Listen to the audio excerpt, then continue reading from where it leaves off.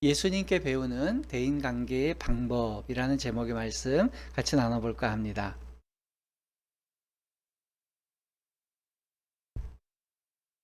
네, 우리가 이제 살아가면서 가장 중요한 것 중에 하나가 대인관계의 문제인 것 같아요. 어떤 면에서는 가장 많이 스트레스를 받는 것도 대인관계예요. 그래서 혹 장사하신 분들이 그런 얘기 하잖아요. 사람만 안 만나는 장사 있으면 최고로 편한 장사다. 그런 얘기를 해요. 뭐 그럴 수 없죠. 특히나 나를 굉장히 미워하는 사람이 있을 때 그 사람을 어떻게 대처해야 될까? 또는 정반대로 나를 너무 열렬히 지지해 주는 사람이 있을 때 그들을 어떻게 분류하고 선별해야 될까? 내 주변에 있는 사람들을 어떻게 대해야 되는가? 어려운 문제고 또 중요한 문제죠. 오늘 본문에는 이 두 부류의 사람들이 다 있어요. 예수님을 너무나도 싫어하는 사람들, 또 예수님이 좋다고 자기 모든 직업을 내려놓고 쫓아오는 사람들. 이 두 부류를 주님이 어떻게 대우하시는지 한번 살펴보려고 해요. 아마 뭐 그럴 거야 라고 하는 생각을 좀 넘어서서 그런 부분도 있지만 이런 측면도 있구나 라는 것을 깨닫게 되는 시간이 아닐까 싶습니다. 그래서 우리 예수님 이야기 교회 또 이 설교를 들으시는 분들은 자기 주변에 있는 다양한 사람들, 이 대인관계에 대한 예수님의 방법을 우리가 배워서 그대로 실천하는 시간이 되었으면 좋겠다는 생각이 있습니다. 첫 번째로는요, 나를 미워하는 사람들에게 어떻게 대처할 것이냐라는 거죠. 자, 우리 11절 다시 한번 읽어볼까요? 11절 같이 읽습니다. 그들은 노기가 가득하여 예수를 어떻게 할까 하고 서로 의논하니라. 여기 보면 예수님을 미워하는 사람들이 있어요. 노기가 가득했대요. 화가 막 가득했대요. 예수님께서도 극심하게 자기를 혐오하는 사람들의 도전을 직면하신 거예요. 한두 명이 아니었습니다. 그룹을 지어서 예수님께 도전을 합니다. 여기서 알 수 있는 건 우리가 모든 사람하고 화평하게 지낼 수 있는 건 불가능하다는 거예요. 저희 교회도 이제 갓난 아이가 있지만 저 아이가 이제 자라가면서 우리는 바래요. 가급적이면 저 아이에게 적대감을 갖고 있는 사람이 없고 모든 사람하고 화평하고 두루두루 잘 지냈으면 좋겠다. 그래서 부모도 그 아이의 이름을 지을 때 온유라는 개념을 넣으려고 노력을 했던 것 같아요. 그러나 아무리 착하게 살고 아무리 바르게 살려고 해도 혐오자들을 만나는 건, 나를 싫어하고 미워한 사람을 만나는 건 어쩔 수 없는 일인 것 같습니다. 그런 사람들에게 예수님은 어떻게 대응하셨냐는, 첫 번째는요, 예수님도 미움을 당하셨다는 게 그 자체가 우리에게 위로가 되는 것 같아요. 내가 잘못해서 미움을 받는 경우가 분명히 있습니다. 요즘 애들 하는 말로 내가 빌런 짓을 해서, 악당 역할을 해서 내가 뭔가 실수를 해서 누군가에게, 공동체에게 미움받는 경우는 그건 제 책임이 맞죠. 그래서 그런 일들이 좀 많다 보니까 어떤 사람들은 누군가가 미움을 당하면 이런 얘기를, 생각을 제일 먼저 하는 것 같아요. 에이, 그 사람이 뭔가 잘못한 게 있으니까 상대방이 저렇게 미워하겠지 라고 생각해요. 바람직하지 않죠. 왜냐하면 원인을 제공하지 않아도 미움을 당하는 경우가 있는 거예요. 그러다 보니까 착한 사람들일수록 대인관계가 어려워지면요, 그 대인관계가 어려워진 상황을 자기 탓으로 돌리는 경우가 있어요. 이제는 한 십수년이 넘은 것 같은데 옛날에 그 차 뒤에다가 내 탓이오라고 천주교에서 캠페인을 하고 붙이고 다니는 게 있었어요. 제가 그런 차들 뒤에 쫓아다니면서 이렇게 생각해 보면 내 탓이오는 기독교적인 정신이 전혀 아닙니다. 어떻게 모든 게 내 탓입니까? 예, 그건 아니에요. 기독교는요, 모든 사안에서 정확하게 대해서 대응하기를 원합니다. 내가 책임질 것도 아닌데 과도하게 책임지는 것도 잘못된 거고요. 내가 내 탓도 아닌데 내 탓이라고 뒤집어 쓰는 것도 잘못된 거예요. 그래서 착한 사람들일수록 이렇게 대인관계가 어려워지고 누군가가 날 미워하면 내가 저 사람한테 뭔가 잘못해서 미워하시나? 아니요, 그런 생각할 필요 없다는 거죠. 예수님께서는 서기관과 바리새인들의 미움과 분노가 있을 때 그 상황을 예수님 탓으로 돌리지 않았어요. 바리새인과 서기관들이 예수님 막 미워할 때, 아유, 내가 좀 행동 더 잘할 걸, 내가 괜히 쟤들한테 실족하게 해서 쟤들이 저렇지, 이런 생각 안 하셨다고요. 우리가 예수님의 어떤 말씀을 너무 침소봉대해가지고 그걸 크게 확대하는 경우가 있어요. 작은 소자 하나에게 그를 실족하게 하면 연자맷돌을 가지고 바다에 빠지는 게 낫다. 그 말은 모든 사람을 실족하라는 뜻이 아닙니다. 그 말은 하나님의 공동체, 하나님께서 사랑하시고 하나님의 백성 된 자 중에 상대적으로 작은 사람, 상대적으로 소홀히 하고 함부로 대하는 사람을 더 소중히 여기라는 말에 방점이 있는 거지, 모든 사람에게 우리가 실망을 끼치지 말아야 된다는 뜻 아니에요. 예수님께서 무슨 잘못을 했기에 그 상대방들이 그렇게 극심한 분노를 있었던 것인가? 그게 바로 우리가 지난주에, 지지난주죠. 2주 전에 설교했던 바로 그 내용이에요. 안식일에 예수께서 손 마른 사람의 병을 고쳐주신 이야기였어요. 근데 예수님은 선한 일을 하셨거든요. 안식일에 평생 동안 손에 마비가 왔던 사람의 그 마비를 풀어주셨는데, 그것 때문에 서기관과 바리새인들은 힘들어하는 거예요. 또 미워하는 겁니다. 이유는 뭘까요? 예수님은 선한 일을 하셨어요. 미움당할 이유가 없죠. 근데 바리새인들은 예수님을 미워해요. 왜 그럴까요? 바리새인들은요, 선을 행하는 걸 원치 않았어요. 바리새인들은 선을 행하는 게 원하는 게 아니라 자기들이 만들어 놓은 관례를 따르는 걸 원하는 거지, 주책맞게 자기 나름대로 선을 행하는 거 원치 않았습니다. 그들은 자신들이 추구해 놓은 관습, 습관, 관행, 이것들을 잘 따라가기를 원하는 거예요. 그러나 예수님께서는 그들이 세운 관행과 관습이 잘못됐다는 것을 인정해 주신 거예요. 그리고는 그 선한 일을, 그것이 다르게 고쳐주시는 거죠. 그러다 보니까 예수님께서는 미움을 당하신 거예요. 누군가에게 미움을 당한다고 해서 그러므로 내 자신을 너무 비난할 필요는 없다고 생각합니다. 바리새인들과 서기관들의 마음을 불편하게 해서 반성하시는 게 없었기 때문이죠. 그래서 혹여 우리 성도들 가운데 내가 누군가에게 미움을 당한다, 그럴 때 힘내세요. 여러분, 우리가 그 좌절할 이유가 없어요. 자, 성경 말씀 한번 볼까요? 요한복음 15장 18절이에요. 같이 한번 읽어봅시다. 세상이 너희를 미워하면 너희보다 먼저 나를 미워한 줄을 알라. 예수님께서 이렇게, 예수를 믿는 사람들도 미움을 당할 수 있다. 이유가 뭐냐?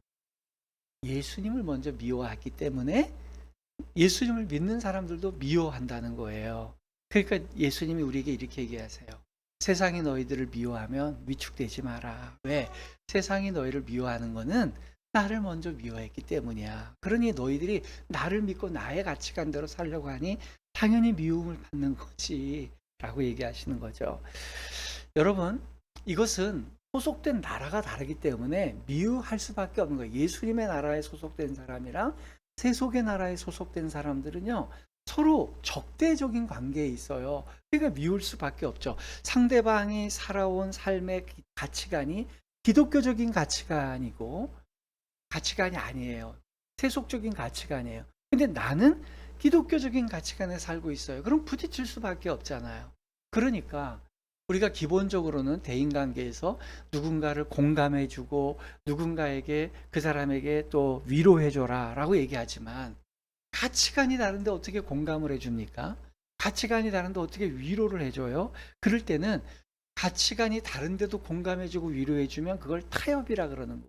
우린 타협할 수 없어요. 그러니까 오늘날도 사람들은요, 가만히 이렇게 보면 오랫동안 사회생활이든 교회생활이든 신앙생활에 보면 사람들이 이렇게 들여다보면 사람들이 바라는 건 한 가지예요.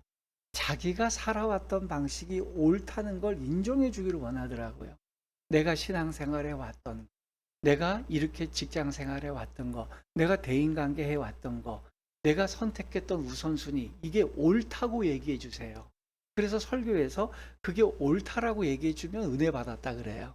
근데 틀렸습니다, 우리 고쳐야 됩니다, 이거 수정해야 됩니다, 그러면은 기분 나빠하는 게 인간이더라는 거죠.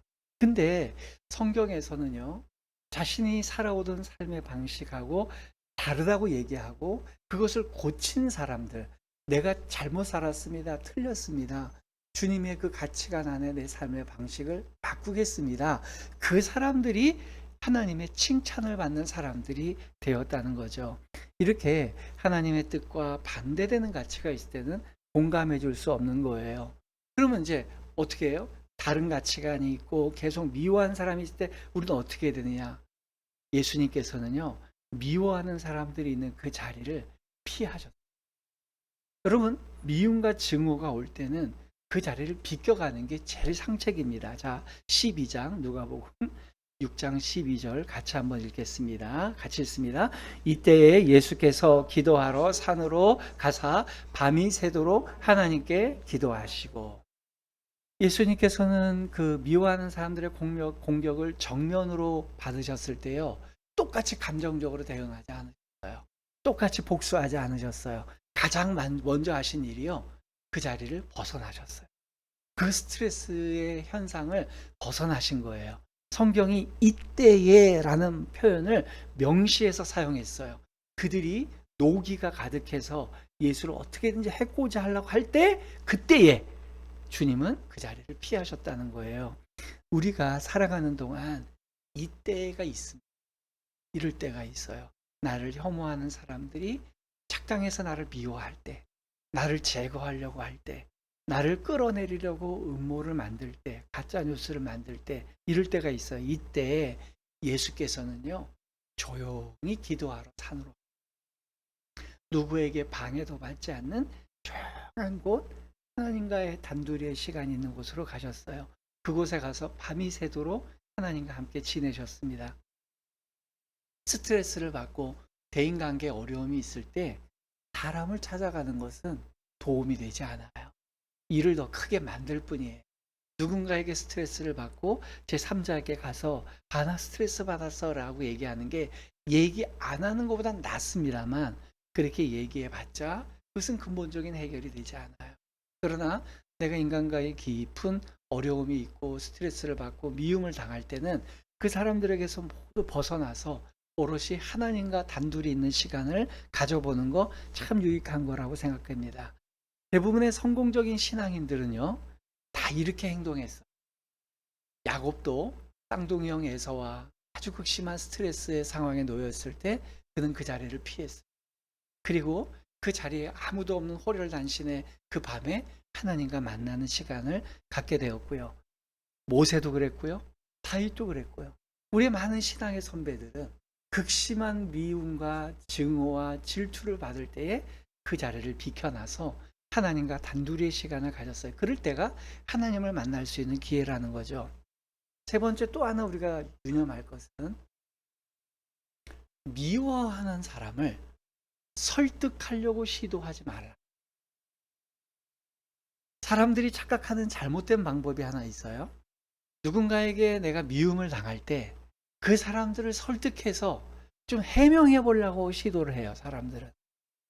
예수께서는 그런 시도하지 않아요.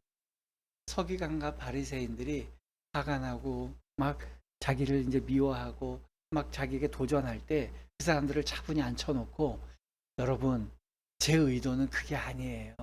여러분 화를 푸세요. 제가 이런 게 아니고요. 라고 설명하지 않으셨어요.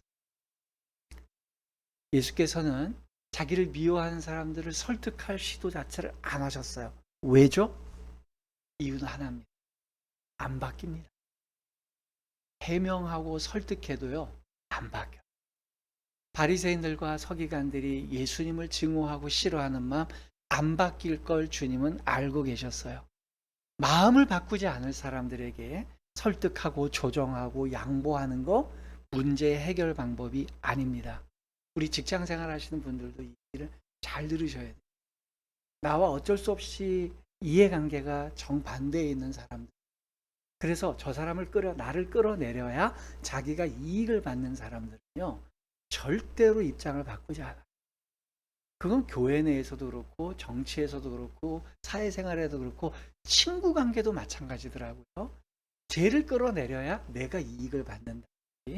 그리고 교회 내에서도 그래요. 어떤 이권이 관련된 사람들은요, 그 이권이 하나님의 말씀과 명분보다 훨씬 중요해요. 그러니까 절대 마음을 바꾸지 않아요. 그럴 때 그런 사람들을 설득하고 이해시키려고 노력하는 것 자체가 그게 예수님의 방식이 아니에요.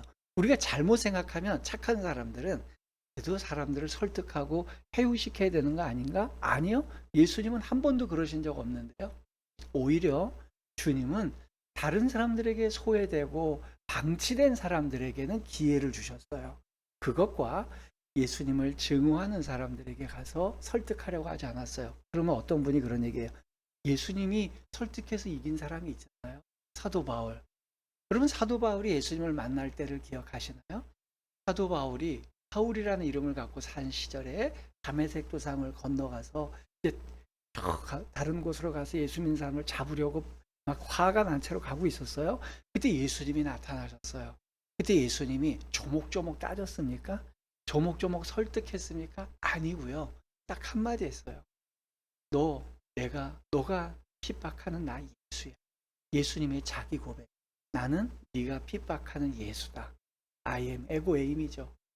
예수님의 자기 선언. 나는 핍박받는 예수야. 이 한마디 했어요. 그게 바울을 바꾼 겁니다. 예수님의 말의 설득력과 논리와 걔가 갖고 있는 잘못된 가치관을 조목조목 설명해서 바꾼 게 아니고요. 예수님의 자기 선언.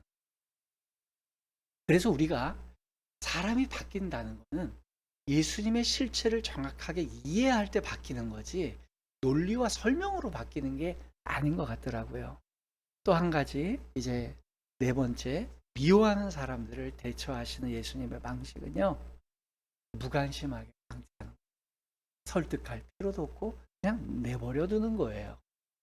여러분, 이것은 후대 2000년 뒤에 태어난 이 심리학도 뭐라고 얘기하냐면 부정적인 피드백을 하는 사람이 있어요. 자꾸만 땡깡을 부린다든지 자꾸만 말썽을 일군다든지 자꾸만 뭐 주의를 환기시켜서 자기한테 관심을 집중시키려는 사람이 있었잖아요. 그럴 때 심리학이 뭐라는지 아세요? 그건 내버려 두라 그래요. 내버려. 부정적인 피드백에 대해서는 관심을 주지 말고 오히려 잘할 때 반응해 주는 거예요. 잘할 때 반응해 줘야지 그 사람은 자기가 갖고 왔던 모든 것들을 그 잘못된 마법을 내려놓고 좋은 거에 반응하는 거예요. 어떤 사람들은요, 그런 사람들이 있어요. 왜 이제 우리 어린 시절에 보면 제가 어젯밤에 사실은 KBS에서 하는 추억의 영화 중에 소나기, 황순원 씨의 소나기라는 영화를 봤어요. 밤늦게까지. 너무 늦게까지 봐가지고 주일 전에 좀 미안한 마음이 있지만 그래도 순수하던 시절에 이라서 봤는데 저희 어린 시절에 그런 거 있잖아요. 좋아하는 여자아이가 있고 좋아하는 남자아이가 있을 때 성숙한 기제를 갖고 있는 사람들은 어떻게 하죠? 선물을 주거나 칭찬을 하거나 도움을 주거나 이래서 환심을 사요. 아유 그래 내가 뭐 도울 거 있으면 얘기해 이러면서 하는 건 긍정적인 피드백이죠. 근데 자꾸 못 살게 군해 있어요. 막 여자애가 남자애 같으면 아이스 깨끼 하고 막 여자의 치마를 들춘다든지 고무줄 놀이하고 있으면 가서 고무줄 끊고 도망간다든지. 왜 그래요? 관심 받고 싶어서 그래요. 그럴 때는 거기엔 반응, 야, 너 왜 그래? 그렇게 하는 게 아니라 그냥 끊고 가면 끊고 가나 보다 해서 새거 그냥 갖다 끊는 거예요.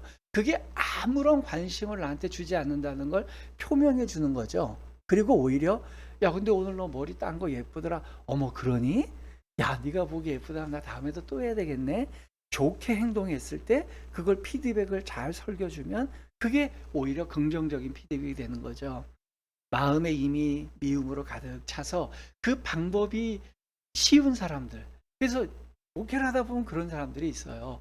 나쁜 방법, 이런 건 안 해야 되는 방법인데 그걸 계속 제가 이제 예전에도 설교를 하면 말꼬리를 잡는 사람들이 있어요. 왜냐면 그분은 그렇게 와서 얘기해요. 목사님, 제 직업이 그래요. 저는 제가 하는 일 중에 틀린 거 찾는 게 제 직업이에요. 그걸로 관심을 갖는. 그럼 그게 안 고쳐져요. 그럴 때 나도 모르게 무의식적으로 이렇게 반응하게 되는 거죠. 그게 아니고 좋은 쪽으로 우리가 반응해야 돼. 저도 그렇습니다. 저도 제가 갖고 있는 여러 약점들을 볼 때 나도 모르게 반응되어지는 게 있어요. 그럴 땐 주님이 저의 부정적인 피드백에 대해서는 반영하지 않으세요. 그러나 제가 하나님 앞에서 긍정적으로 피드백할 때 주님은 그걸 격려해 주시고 좋게 여기시더라는 거죠. 주님도 그러세요. 이 지금 바리새인과 서기관 같은 애들이 부정적으로 자꾸만 미워하고 엿보고 실수한 거 찾고 그럴 때 거기에 유념하지 않으세요. 다섯 번째는요. 증오의 대상을 피하고 행복의 대상과 같이 자리하는 게 좋은 겁니다. 자, 이제 내버려 두라 그랬잖아요. 그 다음에 내가 미워하는 사람하고 자꾸 만나려고 그러지 말고 나를 행복하게 해주는 사람하고 만날 필요가 있다는 거예요. 이게 무슨 얘기냐면 예수께서 그 미운 사람들을 벗어나서 하나님하고 만났다 그랬잖아요. 왜 그랬을까요? 예수님을 가장 행복하게 해주시는 분이 하나님이셨고, 이게 이제 예수님 같은 수준이 아니면 이게 이해가 안 되는데, 예수님은 본인이 가장 행복한 순간은 하나님과 단둘이 있는 시간이었어요. 그러니까 자기가 스트레스 받고 어려울 때는 하나님하고 단둘이 있는 시간을 즐기는 거예요. 그래서 그걸 상쇄시키는 거죠. 총량의 법칙으로 밀어내는 거예요. 내 안에 부정적인 마음이 들어온 거를, 미움당하고 증오당한 거를 내가 제일 행복한 분을 만남으로써 밀어내는 거예요. 그 다음에 하나님을 만나고 난 다음에 두 번째로 좋아하는 사람들이 자기를 지지하는 제자들과 무리들을 만나는 거거든요. 주님은 그렇게 해결하신 거예요. 하필이면 예수님의 제자들과 사람들을 세우시는 장면을 이 서기관과 바리새인들이 미워하는 이야기 다음에 바로 붙여서 얘기하신 이유가 바로 이겁니다. 스트레스를 줄 때에 누군가 나에게 계속 스트레스를 줘요. 그럼 그 자리를 피하고 내버려 두고 나의 기분을 좋게 하는 사람하고 만나서 그 사람하고 자꾸만 긍정적인 피드백을 쌓아가는 거예요. 그럴 때에 우리의 에너지가 더 긍정적인 에너지로 쌓아가게 되는 겁니다. 근데 우리 인간은요, 환경을 지배하기도 하지만 환경의 지배를 받기도 합니다. 그래서 나도 모르게 자꾸만 부정적인 피드백 속에 갇히다 보면요, 처음에는 내가 이거 이겨내야지, 이거 내가 극복할 수 있어, 나도 이 사람들에게 선한 영향을 미칠 거야 라고 생각하지만 자꾸만 그 영향 아래 있다 보면 내가 그걸 데미지를 쌓게 되더라는 거죠. 그래서 증오한 사람들에게서 벗어나서 내가 제일 좋아하는 사람, 내가 사랑을 확인할 수 있고 내가 값어치 있는 존재라는 사람을 느끼게 할 수 있는 곳으로 나아가는 거예요. 저는 교회의 역할이 그렇다고 봐요. 우리 교회가 이제 일주일에 한 번씩 이렇게 오시면 우리가 같이 만나서 얘기하면서 직장 생활이나 다른 데서 만날 수 없었던 서로 격려해주고 지지해주고 응원해주는 이야기들을 나누는 거예요. 설교를 통해서 하나님의 말씀을 듣고요. 그 다음에 설교가 끝난 다음에 같이 식사를 같이 하면서 이야기를 주고받는 중에서 그 사람의 이야기가 하나님의 말씀의 가치관에 맞을 때 격려해주고 응원해주면 그거 자체가 힘이 되는 거거든요. 그래서 예배만 중요한 게 아니라 예배 후에 식사하고 잡담하고 떠드는 것도 예배 못지않게 중요한 얘기예요. 예수님께서는 설교도 중요하게 여기셨지만 그보다 더 사람들과 같이 밥 먹고 이야기하는 걸 더 중요하게 여기셨어요. 그래서 성경에는 예수님의 설교문보다는 예수님이 만나서 밥 먹고 이야기하는 내용이 더 많다는 거예요. 그래서 우리 예수님 이야기 교회도 예배 이상으로 밥을 같이 먹고 이야기하는 걸 중요하게. 자, 이제 크게 두 번째입니다.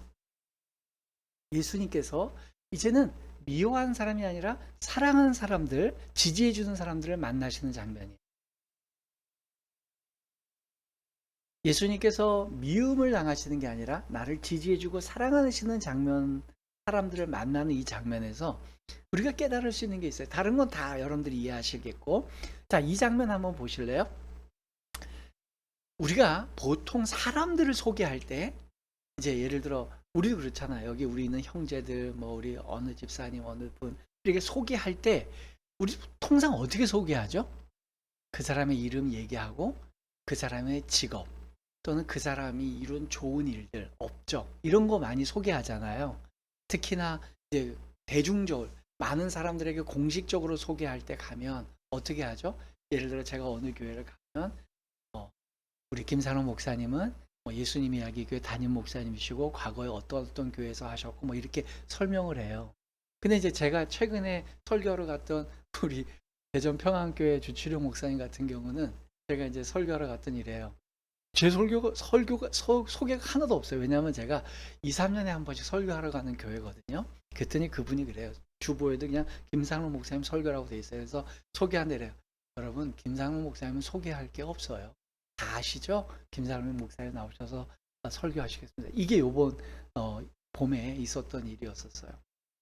자, 우리 인간은요, 누군가를 이야기할 때 업적과 그 사람의 이룬 어떤 직업, 그 사람들을 설명할 수 있는 부연 설명이 굉장히 장황해요. 근데 예수님이 자기 제자들, 사도들을 소개하시는 장면을 볼까요?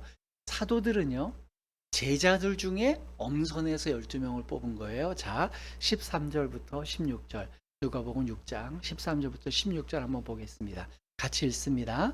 발금에 그 제자들을 부르사 그 중에서 12를 택하여 사도라 칭하셨으니 곧 베드로라고 하는 이름을 주신 시몬과 그의 동생 안드레와 야고보와 요한과 일과 바돌로메와 마테와 도마와 알페오의 아들 야고보와 셀롯이라는 시몬과 야고보의 아들 유다와 예수를 파는 자들 가롯 유다라.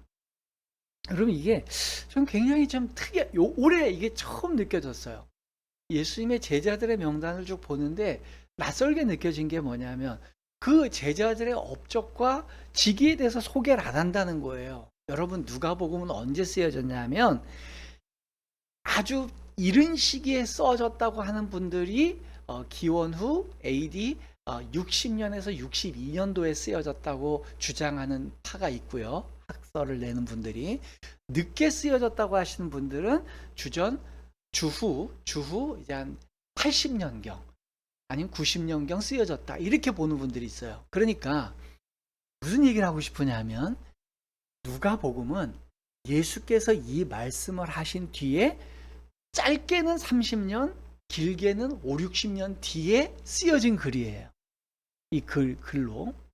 그러면 우리가 생각을 해보자는 거예요. 제가 지금부터 30년 전이면 제가 결혼하고 초대를 할 때쯤인 것 같아요. 결혼을 하고, 제가 이제 결혼을 30년 전에 했어요. 올해가 이제 30주년이니까 결혼을 하고 13개월 있다가 우리 큰아이를 낳았어요. 그리고 50년 전이면요. 제가 50년 전이면 저희 고향교회가 개척될, 제가 이제 초등학교 입학하기 바로 직전에 그때 우리 고향교회가 개척된데 그때였어요. 자, 30년, 50년 전에부터 알고 있던 분을 지금 소개할 거예요. 그때부터 일을 시작했는데 우리 고향교회를 예를 들어 어느 분하고 어떤 김성영 목사님하고 개척해서 이렇게 됐다라고 소개하면 그 30년 동안 우리가 모두 다 아는 분이에요. 그렇게 해서 그분을 소개하면, 그리고 이 성경은 이제 열방으로 더 많은 세계로 많은 사람들에게 읽혀져야 될 목적으로 쓴 거예요. 누가복음은 특별히 로마나 이방 사람들이 읽으라고 쓴 책이거든요. 그럼 뭐라고 설명하겠어요? 30년 뒤면요, 이미 베드로라고 하는 분은 수천 명이 모이는 예루살렘 교회 담임 목사님이었습니다. 베드로가 한 번 설교해가지고 수천 명씩 예수 믿었거든요. 초대교회 예루살렘 교회는 대형 교회였어요. 요즘으로 봐도 메가처치였어요. 그러면 뭐라고 설명하겠어요? 그 큰 수천 명 되는 예루살렘 교회 담임 목사님인 베드로를 주님이 제자로 삼았다. 한 사람씩 다 붙였을 거예요. 야고보, 최초로 순교하신 순교자 야고보, 도마, 인도까지 가서 순교하신 그러한 순교자 도마, 이렇게 썼을 거예요. 근데 그런 거 하나도 안 쓰고 이름만 쓰고 있다는 거예요. 실제로 당시 초대교회로 보면 60년대건 80년대건 이 12사도는요 이미 다 알려진 사람들이었거든요. 근데 주님은 그들의 업적, 그들의 어떤 살아온 삶의 스토리 얘기하지 않고 이름만 딱 불러주셨어요. 무슨 이야기일까요? 하나님께서 사람을 기억하시는 방식과 사람들이 사람을 기억하는 방식이 굉장히 다르다는 거예요. 사람들은 그 사람이 쌓아온 업적과 영향력, 활동력, 또 파급 효과, 이런 걸 갖고 그 사람을 부각시켜요. 그러나 하나님께서는 그런 거에 관심이 없으십니다. 하나님은 존재 자체만 관심이 있어요. 이름 하나만 원하세요. 김상록이, 홍길동이, 김은주, 그 한 사람을 원해요. 내가 생명을 줘서 그가 이 땅에 존재했고 내가 너에게 살라고 하는 이 세상에서의 90년, 100년의 삶, 그 삶을 살아낸 거 상관없어요. 그가 무슨 옷을 입었든, 그가 어떤 건물을 지었건, 그가 무슨 활동을 했건 그렇게 큰 의미가 없어요. 저 위대하신 하나님에서 볼 때는 우리가 비행기만 타고 올라가도요, 그런 거 느끼지 않아요? 비행기만 타고 쭉 탁 올라가 보세요. 뭐 나는 뭐 3층짜리 건물을 갖고 있니, 100층짜리 갖고 있니, 뭐 부르즈 할리파 뭐 갖고 있어도 비행기 뜨면 다 조만한 점이에요. 우주 바깥에서 볼 때 이 점만도 못한 인생들이 뭐 더 가졌네, 덜 가졌네, 더 배웠네, 또 못 배웠네, 아무 의미가 없습니다. 저는 이런 주님의 마음을 어디서 읽냐면요. 부모인 사람들은 알아요. 우리 아이들을 키우다 보면 이제 졸업식을 가거든요. 초등학교 졸업식, 중학교 졸업식, 고등학교 졸업식, 뭐 대학교 졸업식은 잘 안 가고, 근데 졸업식을 가면 느끼는 게 뭐냐면, 졸업식 가면요, 그 많은 몇백 명 아이들을 모아놓고 상 받는 애들이 있어요. 뭐 성적 우수 장학생, 뭐 도지사, 뭐 상 뭐 이를 받는데 그 아이들 중에 내 아이가 없죠. 없었어요. 이제까지 없었어요. 우리 집 애들은 상 받는 애들은 없었어요. 상 받는 애들 없었는데 그런 애들을 부르면 예를 들어 뭐 최우수 성적 장학생을 평합니다. 홍길동. 여러분 부모 관심 있나요? 쳐다도 안 봅니다. 누가 홍길동이 가든 청길동이 가든 그래 빨리 받고 그 순서 빨리빨리 지나가. 내 카메라와 내 눈은 회중석에 앉아있는 내 자녀, 내 딸과 내 아들에게 가 있어요. 그 녀석만 찍고 있어요. 그리고 언제를 원하냐. 이제 제 아이 중에 그런 경우가 있더라고요. 한 명씩 다 불러서 졸업장을 교장 선생님이 다 주신 적이 있어요. 그 이름 한번 부를 때 아무개 김땡님 라고 부르면 그때 나갈 때 그때만 중요한 거예요. 내 아이가 이 공간에 있는 게 중요한 거지 걔가 무슨 상을 받는다고 중요한 게 아니더라고요. 하나님 그렇습니다. 이 땅에서 사람들은 더 많은 업적을 세우고 더 많은 걸 갖고 있는 사람들에게 박수 쳐주고 더 상석에 앉으라 그래요. 그 사람들을 먼저 호명해 주지 않으면 삐져요. 주님은 그런 거에 관심 없어요.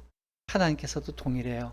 사람들끼리 박수치고 환호성 외치는 거에 주님 관심 없으십니다. 내 딸, 내 아들이 어디에 살고 있느냐, 내 딸, 내 아들이 어디에 존재하고 있느냐, 그거 자체에 관심을 갖고 계세요. 내 자녀가, 내 딸이 어떤 갈목하늘 만한 성적을 내서 하나님 제가 이 일을 했어요. 그러면 주님 어떻게 그냥 그래 잘했다 이 녀석아 안 해도 돼 그런 거. 이제 우리 아이 윤수리가 이제 키우고 있지만 윤수리가 어딜 갔는데 뭐 받아쓰기 만점 맞아봤어요. 만큼 어이구 잘했다 그러면 뭐 꽃배기로 사랑해 줄 것 같아요. 에이구 애썼다. 그거 하느라고 너무 그러지 말고 그냥 어떨 땐 빵점 맞아야 되니까 그냥 편안하게 다니면 좋고 그런 거예요. 부모 마음이. 저는 천국에 가보세요. 여러분 천국에 가보세요. 제 말이 맞나? 천국에 가보면 인간들이 쓴 책과 역사책과 하나님의 이름 그 쓰신 하나님의 기록표에 있는 역사는 전혀 다를 겁니다. 천국까지 갈 필요가 없죠. 이 땅의 역사는요 승자들의 역사예요. 정복자들의 역사하고 이긴 사람들의 역사하고 가진 사람들의 역사입니다. 그건 지식도 그렇고요, 돈도 그렇고요, 권력도 그래요. 그들의 승자들이 이 기록을 갖고 점유하고 있어요. 그런데 세상의 모든 역사책은 그 유명한 영웅들의 이야기로 써져 있는데 이상하게 성경에는 세속 역사에 없는 사람들만 가득 있어요. 이름도 듣도 보도 못한 사람들이 룻 어디 있습니까? 나오미 세상 역사책에 어디 있습니까? 시몬, 안나 이 세상 역사 속에 어디 있습니까? 그러나 그들이 성경 역사 가운데는 있어요. 주님은 그걸 더 의미 있게 보시는 거죠.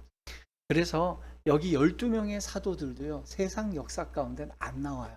비록 이제 끝나고 난 다음에 로만 카톨릭 같은 종교화로 만든 사람들이 베드로의 이름으로 너무 큰 성당을 지으니까 그 다음부터는 역사책에 나올지 모르지만 그 순수했던 예수께서 부르셨던 그 촌뛰기일 때는 세상은 관심 갖지 않다는 거죠. 마지막 세 번째 이야기 여러분들하고 나누고 싶은 건요. 예수께서 사도를 세우실 때 배반자 가룟 유다를 같이 세우셨다는 거예요.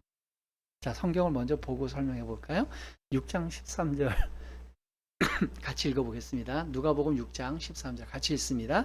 밝음에 그 제자들을 부르사 그 중에서 12를 택하여 사도라 칭하셨으니 16절 또 봅니다. 같이 읽습니다. 야고보의 아들 유다와 예수를 파는 자들 가롯 유다라. 네, 사도를 쭉 칭하시는데 그 중에 가롯 유다를 주님이 정하셨어요. 중요한 건 제자들 중에 사도를 선별해서 더 막중한 인물을 가진 자들로 선별하신 거예요. 그래서 사도의 기준은 요새 뭐 신사도주의 운동이 일어나잖아요. 오늘날도 사도가 일어날 수 있다. 틀렸고요. 사도는 예수 그리스도의 직접 목격자여야 되고요. 첫째 조건이 예수 그리스도를 눈으로 직접 목격한 자여야 되고, 두 번째 예수께서 직접 임명하신 자여야 됩니다. 영적으로가 아니라 육적으로. 그게 사도입니다. 그래서 사도 이후에 요한과 같은 사도 12제자들, 사도 바울도 마찬가지예요. 부활하신 예수님이 이례적으로 그 육신을 가지고 사도 바울에게 나타나신 거고, 사도 바울은 예수님의 활동을 적대자의 눈으로 계속 목격했기 때문에 두 가지 조건에 합하기 때문에 그는 사도가 된 거죠. 근데 그 뒤에 태어난 뭐 폴리갑이라든지 이런 많은 크리스토톰 이런 많은 분들은 사도들 이상으로 뛰어난 영성과 신학과 지식을 갖고 있는 분들이지만 그들은 사도라고 부르지 않아요. 왜? 1세대 목격자가 아니기 때문에, 그리고 예수님이 사도로 임명하지 않았기 때문에. 그래서 속사도, 사도를 따라가는 자들, 사도에게 소속된 자들, 사도 다음 사람들이라는 말로 속사도라고 그러는 거죠. 어쨌든 그런 막대하고 중요한 자리에 가룟 유다를 세우셨어요. 그러면서 다른 사람들은 다 부연 설명을 안 하는데 가룟 유다 한 명에겐 부연 설명을 해요. 예수를 팔자. 예수를 파는 자가 될 가룟 유다를 주님은 선정하셨어요. 왜 그랬을까? 제가 참 일주일 내내 이거 갖고 고민하면서 어제도 아내한테 그랬어요. 뭐 당신 생각은 가룟 유다를 왜 선택하신 것 같아? 그러다가 이제 제 아내하고 대화 가운데서도 생각을 좀 정리할 수 있는 부분이 있었어요. 자, 여러분, 내가 굉장히 막중한 일을 선택할 때 나를 배신할 게 보여지는 사람은 배제하는 게 인간의 기본 습성이죠. 그죠? 누군가가 나를 배신할 것 같아. 나와 생각과 가치관이 달라요. 그러면 우리들은요, 제거합니다. 내가 믿을 수 있는 사람, 나와 기호가 같은 사람, 나와 성향이 같은 사람, 나를 끝까지 지지해 줄 사람, 그런 것을 하기 위해서 사람들이 하는 게 뭐냐 하면 혈연, 학연, 지연이에요. 나와 친족인 사람, 나와 같은 대학과 같은 학교를 나온 사람, 나와 같은 고향 사람, 이런 사람들을 좋아하는 이유가 뭐죠? 나를 배신 안 할 것 같기 때문에 하는 거예요. 근데 예수님의 제자들은요, 학연, 지연 뭐 이런 거, 뭐 지연은 뭐 혈연은 있겠어요? 동생들도 있으니까. 그러나 너무 레인지가 다양합니다. 정치적인 입장도 과격한 사람, 온건한 사람, 또 외국노라고 취급받는 사람, 열심당원 같은 사람, 뭐 다양한 사람이 있었어요. 그럴 때 주님은 왜 배신자, 앞으로 배신할 가룟 유다를 데리고 왔느냐는 거예요. 배제할 수도 있잖아요. 어제 아내가 그런 얘기를 하더라고요. 어차피 예수님은 십자가에 못 박혀야 되고 누군가는 배신할 게 필요했기 때문에 이렇게 데리고 온 게 아니고, 구약 성경을 살펴보면 물론 친구의 배반이 있다는 예언이 있긴 있지만 그것이 필연적인 건 아니에요. 꼭 가룟 유다가 배반을 해야지만 예수님이 십자가에 매달리는 필요 충분 조건이 되는 건 아니에요. 무슨 말인지 이해되셨죠? 어제도 아내도 그러더라고요. 그래, 그냥 서기관과 제사장들이 그냥 바로 잡아가도 될 텐데 왜 이런 가치를 넘겼을까요? 여러분 어떻게 생각하세요? 갑자기 확 던지니까 급당황. 저는 이렇게 생각이 되더라고요. 예수께서 용서해 주실 죄가 뭐냐? 예수님께서 우리의 죄를 사해서 주시고 용서해 주실 건데 예수께서 용서해 주시는 죄가 뭔 죄냐는 거예요. 배신. 우리 사람들은요, 특히 현대인들은 살인, 강도, 유괴, 강간 이런 죄는 굉장히 큰 죄라고 생각해요. 그리고 사람을 배신하는 건 가볍게 여겨요. 뭐 내가 이익이 되니까 나 이거 좀 배신할 수도 있지라고 여겨요. 근데 따져놓고 보면 예수께서 배신자, 제자 중에 배신자를 데려놓고 그의 손에 팔려서 죽임을 당하신 이유가 뭘까? 인류의 첫 번째 죄부터가 인간은요, 배신한 존재입니다. 하나님이 가장 많은 혜택을 줬어요. 모든 피조물들 중에 동식물들에게 주지 않은 가장 최고의 대우를 주셨어요. 그래서 하나님처럼 대우해 주셨거든요. 근데 그 하나님처럼 대우받은 그 인간이 하나님을 배신한. 그래서 내가 하나님보다 더 높아져. 이게 인간의 죄예요. 그래서 예수님께서는 아마 자기의 가장 측근인 사람에게 배신당했고, 유다만 배신했습니까? 유다만 배신했나요? 다 배신했잖아요. 베드로도 배신했잖아요. 예수님 끝까지 나는 예수님 편에 서겠습니다. 예수님 증언하겠습니다. 거짓말했잖아요. 도망쳤잖아요. 예수님이 제일 절대적으로 제자의 도움이 필요하고 지지와 격려가 필요할 때 그 자리 모른다고 도망쳤잖아요. 제자들 다 배신자예요. 요한 빼고. 사도 요한은 끝까지 십자가 밑에 남아서 예수 그리스도의 고난을 격했죠. 아마 그래서 계시의 마지막 종말의 때 영광스러운 예수 그리스도의 모습을 요한에게만 보여주신 게 아닌가 싶어요. 어쨌든 인류의 죄는요, 배신입니다. 저만 해도 그래요. 저도 예수님, 하나님께서 내게 베풀어 주신 사랑, 예수 그리스도께서 나에게 걸으셨던 기대, 그걸 생각해 보면 그 주님의 기대감에 맞춰 살았어야 되는데 제 인생을 돌아보니까 주님 배신하고 주님의 기대에 반대해서 엉뚱한 짓 하는 게 너무 많이 생각이 돼요. 그래서 만약에 하나님께서 너가 많은 죄가 있는데 그 중에 딱 하나만 용서를 받을 수 있다면 어떤 죄를 용서받을래? 라고 얘기하면 저는 이 설교를 준비하면서 하는 생각이 주님을 배신한 걸 용서해. 그게 제일 마음이 아픈 거예요. 우리는 그런 것 같습니다. 사람들은요, 자기가 혜택을 보고 자기가 도움을 받을 때는 그건 당연하게 여겨요. 그리고 인간은 기본적으로 은혜를 몰라요. 배은망덕한 존재입니다. 자기들이 받은 혜택, 자기들이 받은 사랑, 이걸 모릅니다. 그리고 배신해요. 하나님에 대해서, 사람에 대해서. 그게 인간이에요. 하나님께서 우리에게 주신 게 얼마나 많습니까? 저는 어제 소나기를 보면서 그런 생각을 했어요. 참 하나님이 우연하게 그 영화를 보게 하셨는데 새벽 2시에 잤거든요. 다 봤더니 제가 촌놈이라 그랬잖아요. 제 어린 시절이 생각났어요. 그 들판을 뛰어다니고 막 그 무 서리에서 무 먹는데 서울에서 온 그 여자애가 막 쉬어서 못 먹고 그런 걸 보면서 제가 무슨 생각했냐면, 그래, 내 어린 시절에는 참 별게 없었는데 그냥 메뚜기 잡고 그거 메뚜기 잡아서 구워 먹으면 그게 행복했고 그랬는데 현대화된 시대는 왜 이렇게 많은 게 필요할까? 저도 그래요.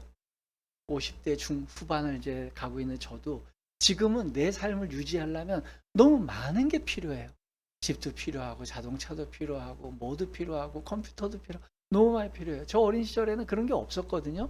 차도 없었고 컴퓨터도 없었고 뭐 집은 있었지만 뭐 내 집도 아니고 근데도 깔깔거리고 웃고 재밌게 살았는데 우리가 이 땅을 사는 동안 하나님 앞에 원망과 배반이 너무 많은 이유는 내가 누리는 게 너무 많지 않나 하는 생각을 해봅니다. 결론입니다. 여러분, 나를 미워하는 사람들을 어떻게 대해야 된다 그랬죠? 예수님도 미움을 당하셨으니까 나도 미움 당하는 거 괜찮다. 모든 사람한테 칭찬 들으려고 하지 마. 제가 뭐 금요일 배 시간에 제 살아온 얘기 할게요. 제가 20살이 될 때까지는 정말 모든 사람한테 칭찬 받으려고 갖은 애를 쓴 사람이에요. 정말로 예의 바르고 실수 안 하고 그렇게 사느라고 정말 몸이 쉬지 못하고 마음이 쉬지 못하게 살았던 것 같아요. 그 다음부터는 좀 내려놨어요. 하나님의 뜻이 있었습니다.